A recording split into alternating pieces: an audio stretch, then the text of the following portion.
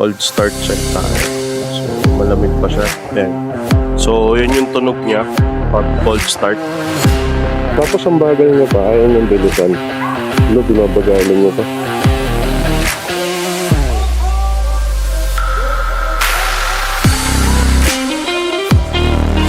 Hindi umuulan, pero gloomy weather lang. Yan yung mga gusto natin.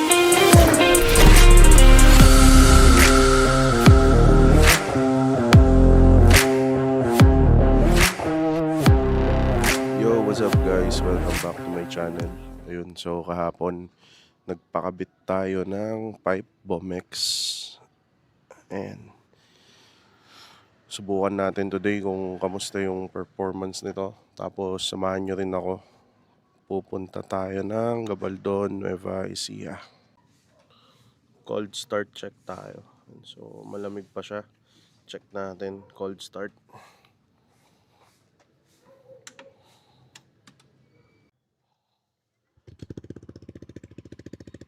Ayan. So yun yung tunog niya pag cold start.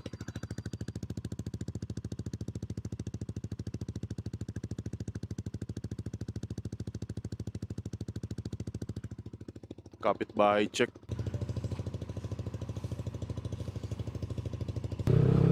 Time check, 8:37 AM. Tinanghali na tayo ng alis. Usually umalis ako 4 AM kapag Sunday. Kaya lang kagabi 12 na yata ako natapos mag-search. Ang hirap mag-search kung saan magandang pumunta. Ang dami kong gustong puntahan. Kung pumunta ng Zambales, kung pumunta ng Morong, Bataan, DRT, ang dami rin magandang pwedeng puntahan. Hirap mag-decide. Hanggang kaninang umaga pagising ko, di pa rin ako decided kung saan pupunta today. Hanggang sa naisip ko, mag-Gabaldon muna tayo. Kahapon lang tayo nagpakapit ng pipe. Testingin natin siya today kung kamusta yung performance niya. Hindi ko siya may compare sa ibang pipe kasi ito yung unang pipe na gagamitin ko.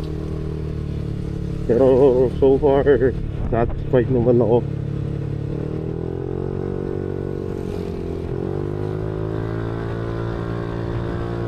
Nagpakapit pala tayo ng pipe sa Red Gila Angeles. Shoutout sa mga tropa natin dyan. So uwi na ako dyan. Pag meron akong gustong bilhin, saan nila ako bumibili pag meron sila.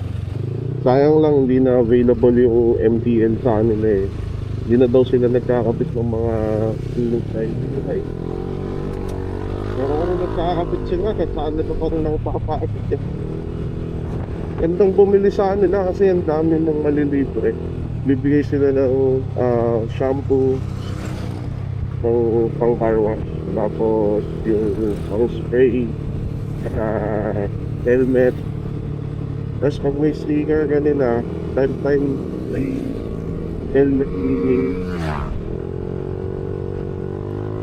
Tapos ang babait pa ng mga staff nila, accommodating.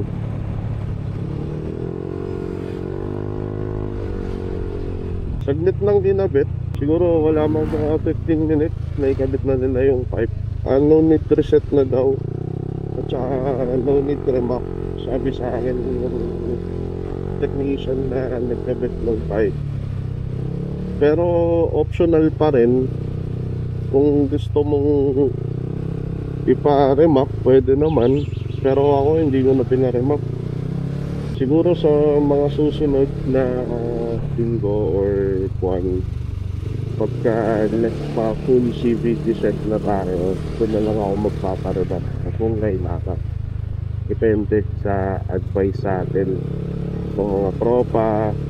Kung saktong takbuhan lang, hindi naman siya ganun galingay talaga. Saktong road presence ka. Pero pag ano, ito talaga lalabas yung area. Ano pong yung tunog?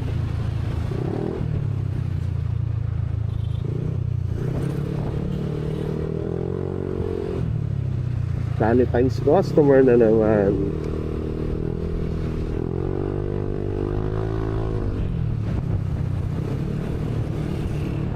Kahapon, last one na yata to sa stocks nila.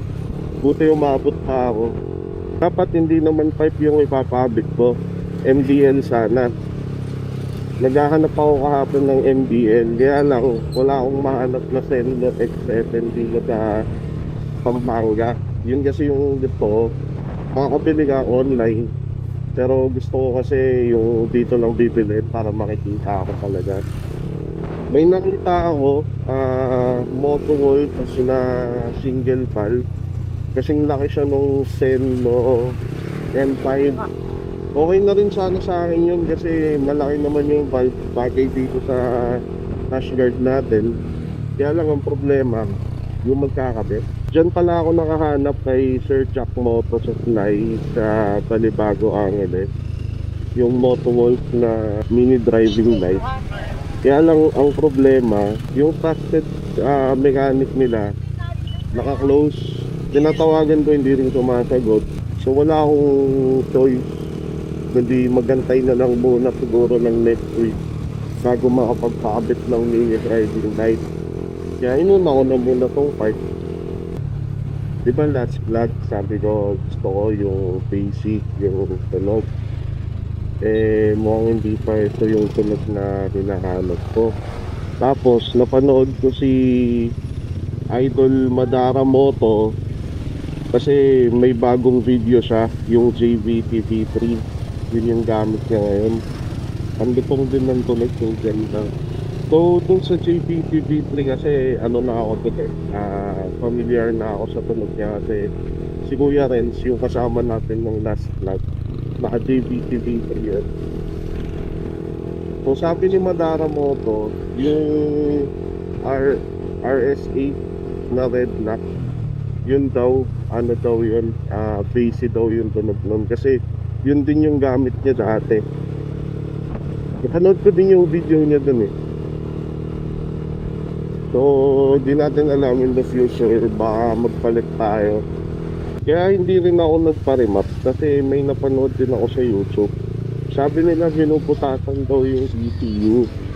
Syempre ayoko naman pamutas yung ECU natin, no, na stock. Pero naghanap ako sa Facebook, may nakita ako, sabi no need putas na daw. Pero hindi pa rin ako nagpa-remap kasi nagtanong din ako kay Allen, yung asawa ng kapatid ko. Sabi niya CVT set muna para maisolo daw ng maganda. Tapos after nun, saka na lang ako magparema.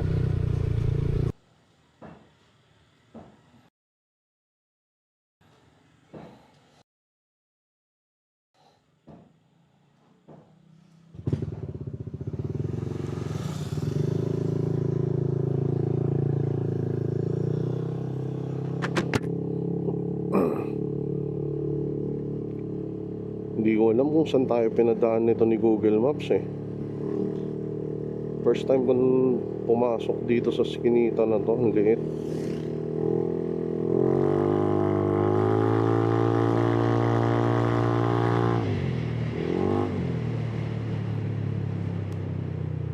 Baka pinaiwas niya tayo sa traffic kaya dito niya tayo pinadaan.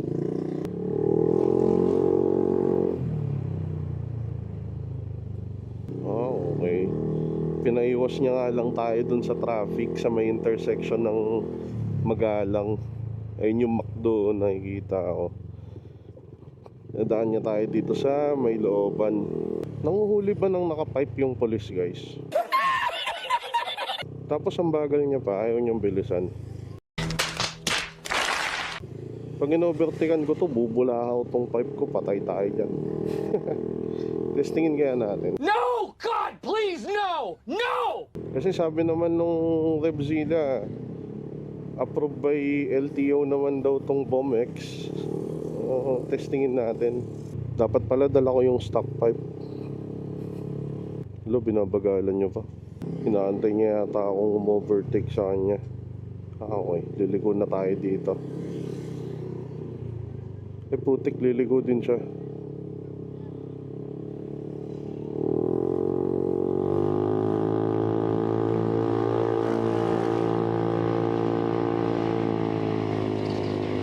Mukhang hindi naman tayo hinabol, guys. Approve. Chill drive pa rin sila, sir, doon. Hindi naman nila tayo hinabol. So mukhang approve naman.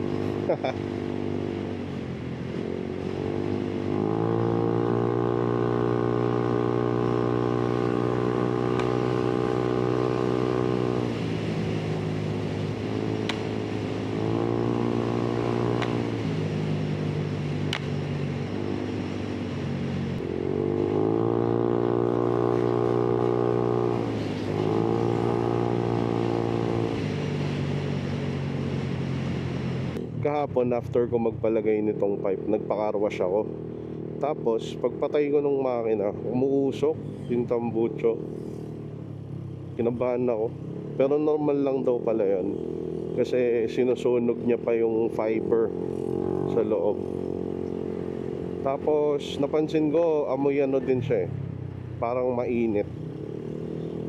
Hindi naman amoy sunog, pero parang, alam niyo yung amoy nung nagpakulo kayo ng tubig, may amoy yun eh. Basta parang alam niyo na mainit siya. Putik na yan. Pinaikot lang din pala ako sa Magalang. Mabalakat pa rin to eh.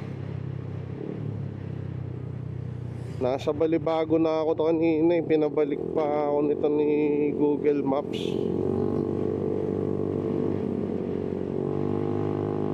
Okay lang, di naman tayo nagmamadali eh. Basta nagpaalam ng maayos, di mo kailangan magmadali.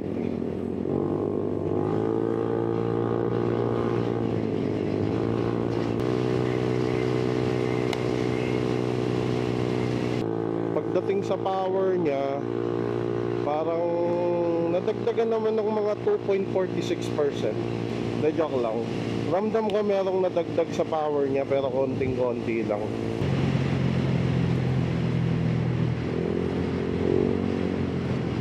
Yung stock pipe ko nandun pa sa Revzilla eh. Hindi ko pa nakuha. Baka daanan ko na lang sa kanila.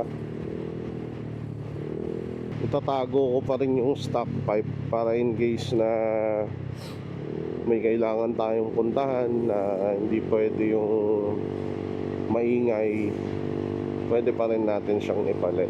Pinaplano kong pumunta ng monasteryo eh. Syempre pag pumunta tayo doon, simbahan yon, hindi naman pwede yung ganito. Papalit ko yun, yung stock. Sabi nila pag nagpalit ka ng pipe, lalakas daw sa gasolina.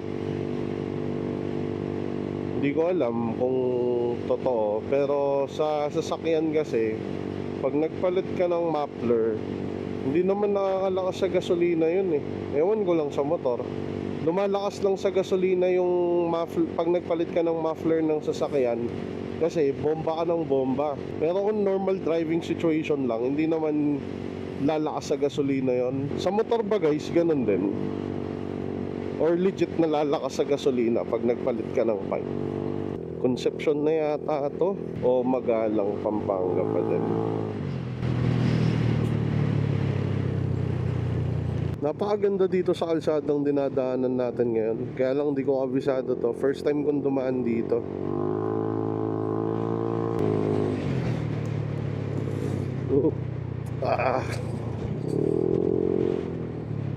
Grabe, lubak pala to. Uy, 70 kilometers pa guys.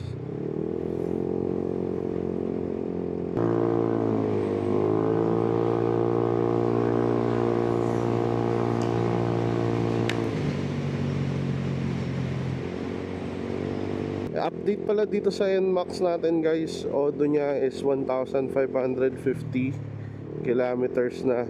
So kung naalala nyo yung last video ko, di ba blinking yung oil nito kahit na nagpa-PMS ako nung 500. Nung nag 500 kasi siya, hindi naman lumabas yung oil na blinking. Pero nung nag 1,000 na, dun siya lumabas. Eh, ang sabi sa akin kasi dun sa kasa, ang next PMS ko daw, ano pa eh, sa 2,000 kilometers. Pero ngayon, hindi na siya blinking, na-reset ko siya. So, pag i-reset ko siya, itong mode. Punta lang kayo dun sa may odometer niya. Tapos pag nasa odo na kayo nakatapat, long press lang ulit yung menu button. Tapos magbaback to zero na yan. Tapos mawawala na yung blinking na oil. Traffic dito ngayon. Pero magra-right na tayo doon sa may kanto. Lapas na pala to. JNT Express Lapas. Medyo maambon. Sana wag tayong ulanin. Sabagay, nakailang biyahe naman na tayo in the past few weeks. Ganyan naman lagi. Lagi tayong binibigyan ng pagkakataon ni Lord na wag ulanin sa biyahe. Lapas Tarlac. First time ko makapunta dito. So pag nag-left ka, Victoria, Esitex, Tarlac City. Tapos pag nag-right ka naman, Saragossa, Nueva Ecija na yon. And then, bawas na ng isang par yung gasolina natin. Hindi ako nagpa-gas up bago umalis eh. Pero nagpa-gas ako parang 2 days ago. Tapos kahapon, dami din kaming pinuntahan kahapon gamit tong motor. Actually, ano lang naman, around Angeles and Mabalacat. Pero paikot-ikot. Nakailang balik ako sa Mabalacat. Tapos sa Balibago. Kasi nga naghahanap ako ng MDL. Tapos around Angeles din. Mamaya na lang ako magpapagas pagka pauwi. Yan, Nueva Ecija na. Welcome, Nueva Ecija. Share ko lang pala guys, taga Nueva Ecija talaga ako eh. Napadpad lang ako sa Pampanga dahil sa trabaho way back 2017. After ko magtrabaho sa Saitel Tarlac, dan ako napunta sa Pampanga. Dapat kasi after ko ng Saitel, kinukuha nila ako noon sa Saitel Baguio. Pero yun nga lang yung site sa Baguio. Nung time na yun, gustong gusto ko sa Baguio. Hanggang ngayon naman gusto ko sa Baguio eh. Kaya nga pabalik-balik kami lagi dyan. Kaya lang nahirapan akong humanap ng tutuluyan ko doon. Yung Pampanga nun, hindi ko pa alam kung ano yung Pampanga nun. Hindi pa siya nag-i-exist sa akin nun, yung Pampanga, mga time na yun. Yung Saitel Tarlac kasi nasa San Miguel yun. So San Miguel, Concepcion, Capas, Bamban, Mabalacat na, Pampanga. Yung mga lugar na yun dati hindi ko pa alam. Ang ginawa ko, tinignan ko lang sa maps, ano na ba yung kasunod nitong San Miguel Tarlac na to? Ano ba yung lugar after nun? Tapos nakita ko Pampanga. Search ako sa Facebook, Pampanga hiring call center. Hanggang sa nakita ko yung Convergys na ngayon is Concentrix na yon, hiring sila nung time na yon. Nag-apply ako, pinalad na matanggap. Doon na nagsimula yung buhay ko sa Pampanga. Masaya naman sa Pampanga, masaya tumira dyan. Diyan na rin ako nagsettle, diyan ko na nakilala si Hana. Traffic lang talaga. Pero parang kahit saan naman traffic eh. Ayan, katulad yan, traffic ngayon dito. Buti na lang nakamotor tayo. Kung nakasasakyan tayo, abutin tayo ng oras dito. Kanina medyo umaampun dun sa Lapas eh. Dito sa Saragossa, medyo lumiwanag na naman. Masarap yung gantong panahon, yung hindi sobrang sikat ng araw na sobrang init na nakakapaso na sa balat. Hindi umuulan, pero gloomy weather lang. Yan yung mga gustong gusto nating weather. Kaya nga isa rin sa mga pangarap kong lugar na tumira is sa Baguio kasi gustong gusto ko yung klima doon. Pero naiisip ko kung sa Baguio ka nakatira, hindi kaya nakakasawa yun. Laging ganun yung weather, gloomy. Parang nakakaubos siya ng energy. Siguro ngayon gustong gusto ko doon kasi nga bumibisi-bisita lang naman ako, minsan-minsan lang. Tapos nakakapag-relax, na-unwind. Pero parang ini-imagine ko kung doon ka din nakatira. Tapos araw-araw ganun yung weather, ganun yung takbo nung panahon. Parang ano no, parang nakakatamad. Kumbaga wala namang perfect place kung saan ka titira eh. Wala naman talagang ganun. Nasa iyo na lang yan, paano ka mag-e-enjoy. Mas maganda yung kahit nasang lugar ka, nag-e-enjoy ka lang, di ba? 57 kilometers to go. Hanap tayo tindahan. Hinto muna tayo, bibili ako tubig. Masarap yan guys, oh. Nakikita nyo ba yan? Yung mga kulay orange na itlog. Sarap yun eh. Dito madami yan sa Nueva Ecija. Ito.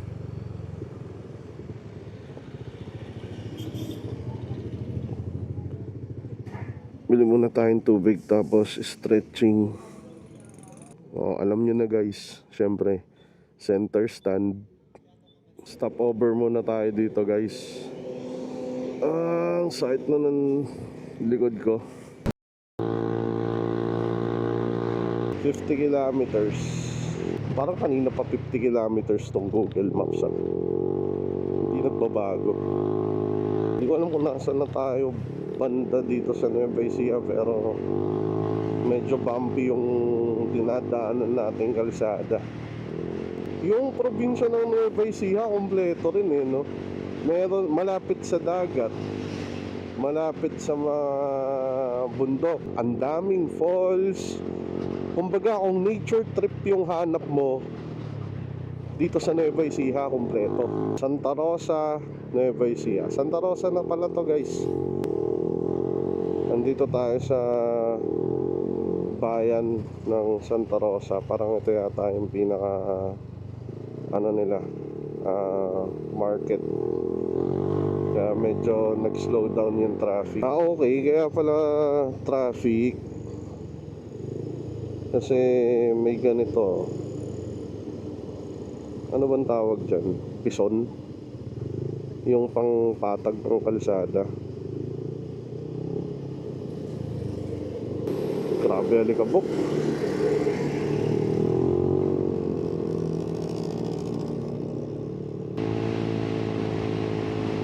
Sobrang lakas ng hangin dito. Alam ko nasa Cabanatuan na tayo guys eh. So pagdating ng Cabanatuan, dapat doon sa may intersection, diretso tayo doon. Yun na yung papuntang Gabaldon. Sobrang lakas ng hangin.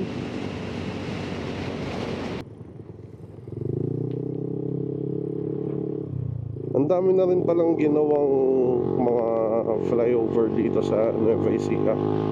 Parang sa Pampanga din. Yung pangalawa na yan na nadaanan ko. Ay, mukhang alam ko na to. Sobrang alikabok nito. Hindi pa bukas yung daan sa taas eh.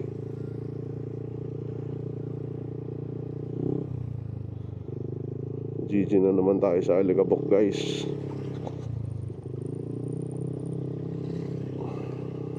Uy, tulas.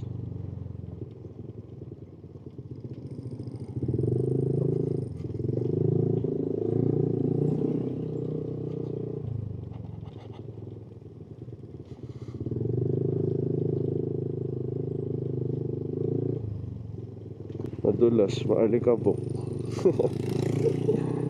Maganda to pag nabuksan, no? May iwasan na yung traffic dito. Malala rin yung traffic dito sa ano, Cabanatuan. Siguro Cabanatuan hanggang Gimba, pagka natapat ka sa traffic, makabutin ka ng 4 na oras eh.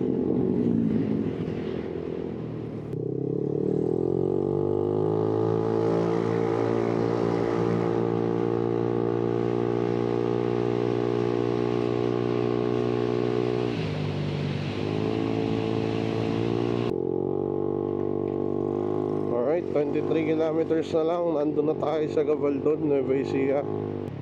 Ganda ng daan dito.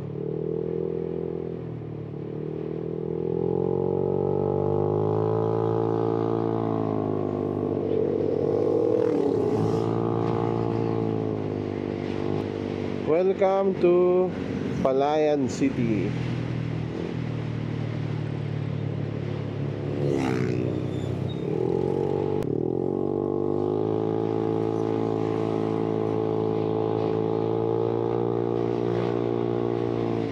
Ganda ng kalsada dito sa Palayan City. Oops, may tumatawag. Wait lang, sagutin natin. Ganda dito guys. Kita nyo yan. Wala pa tayo dun sa destination natin, pero na-amaze na ako dito pa lang sa dinadaanan natin. Ganda. Etong Gabaldon, pag diniretso mo to, malapit na to sa Dingalan, Aurora. Na yun, dagat na. Tapos merong daan na ginagawa dyan. Hindi ko alam kung anong update, kung nagawa na ba o ongoing pa rin. Papuntang, dadaan na lang po sa general na car. Dati, ginagawa pa lang yun eh. Hindi ko alam kung nagawa na ngayon. 14 kilometers.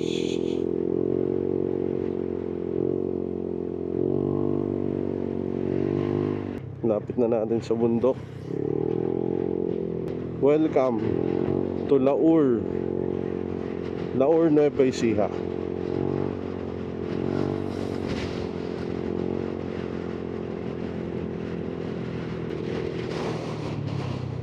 Lakas ng hangin.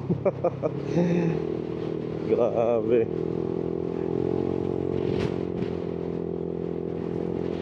Parang mababali yung leg ko eh. Nilalabaanan yung hangin eh. Sulit na naman ang biyahe guys.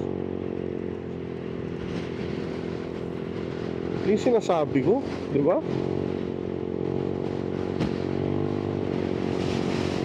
Ganda oh.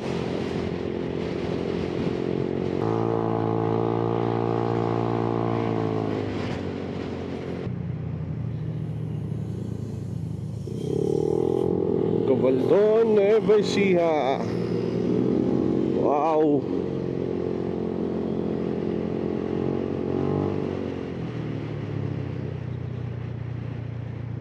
Kita nyo yan guys. Napakaganda.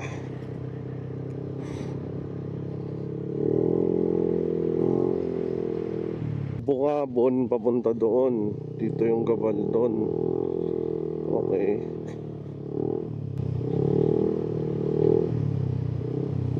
Maligayang pagdating. Yun, nakarating din guys. Dito na tayo sa Gabaldon, Nueva Ecija. Kita nyo ba yan guys? Ganda. Dito kayo pwede mag-picture sa may agila.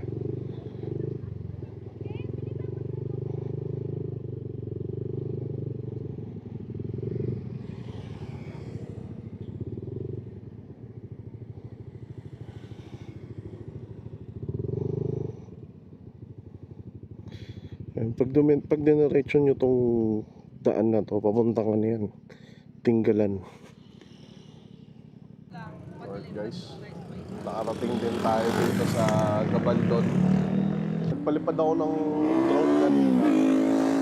Kaya lang, lalaki nung ibon. Kaya binaba ko rin agad. Sarap tumambay dito.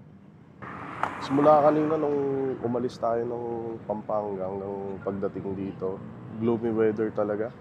Pinagbigyan tayo. Hindi umulan, umambon ng konti sa lapas kanina. Pero hindi naman umulan. Yun yung importante. Tuyo pa rin tayo pagdating dito. Yung view ko. Ganda.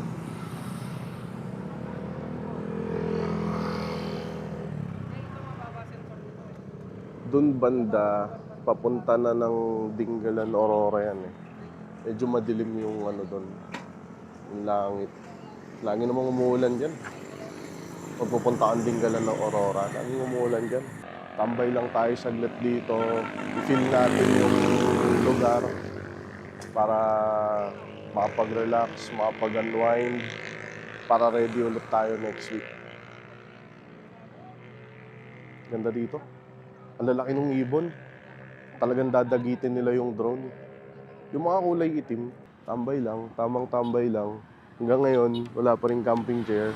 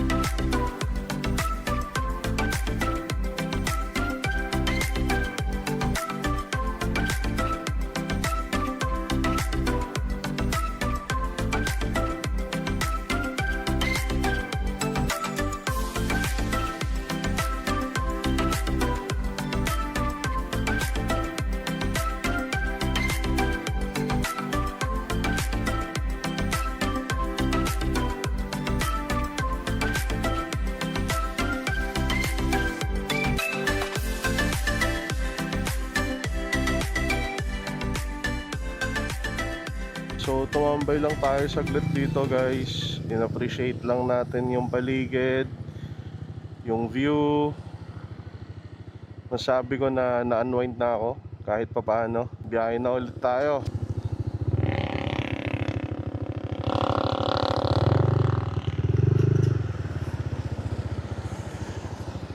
Make sure lang natin na walang mga sasabit-sabit.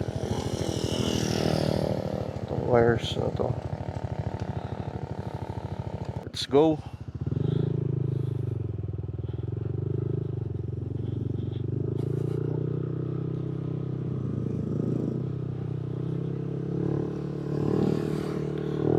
Daming tao din, oh. Mga papunta ng Dingalan yung mga yan.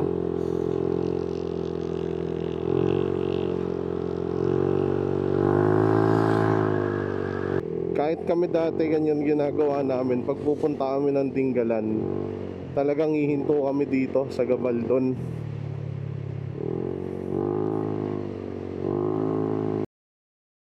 Yung pipe natin, kamusta ba siya? Ayun, maingay pa din. Hindi, kung ang purpose mo lang is road presence at road presence lang, it serves its purpose naman. Pero alam naman natin na hindi lang naman din yun ang dahilan kung bakit nagpapalagay tayo ng pipe. Wala eh, satisfying orgasm. Basta ilalagay lang sa lugar.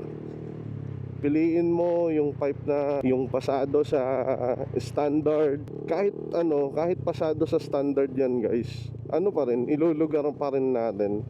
Kasi hindi naman siya bulao kung di mo naman siya bobombahin ng sobra eh. So kung alam mo makakaperwisyo ka, diba, edi huwag mong bobombahin ng todo. Kumbaga nasa tamang paggamit lang yan, yung mga ganyang bagay. Napapasaya tayo pero at the same time hindi natin siya pwedeng gamitin na masaya lang tayo. Diba? Siyempre responsibilidad din natin na kahit papaano is isaalang nga lang din natin yung mga tao na nakakasalamuhan natin. Siguro kung mga nasa gitna ka ng bukid, gano'n, o kaya mahabang daan, highway, walang mga kabahayan, sige, bombahin mo ng bombahin, di ba? Pero syempre, pag alam mo, halimbawa, residential, ganyan, tapos, or simbahan, ganyan, yung alam mong may mapeperwisyo ka, daan-daan lang. May kanya-kanyang trip naman tayo sa buhay eh. Mahalaga yung trip natin sa buhay, hindi nakakaperwisyo sa ibang tao. Next week kaya, saan magandang pumunta? Comment nga kayo guys kung saan yung mga napuntahan nyo na magagandang spot. Pupuntahan natin yan isa-isa. Siyempre kasama natin ang ating NMAX V3.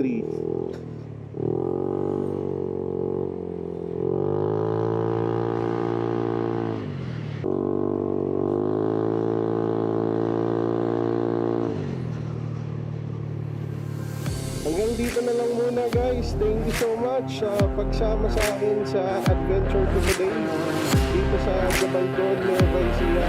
Don't forget to hit the subscribe button and the notification bell icon para lagi kang updated sa mga bagong adventures ko. Alright, let's begin na!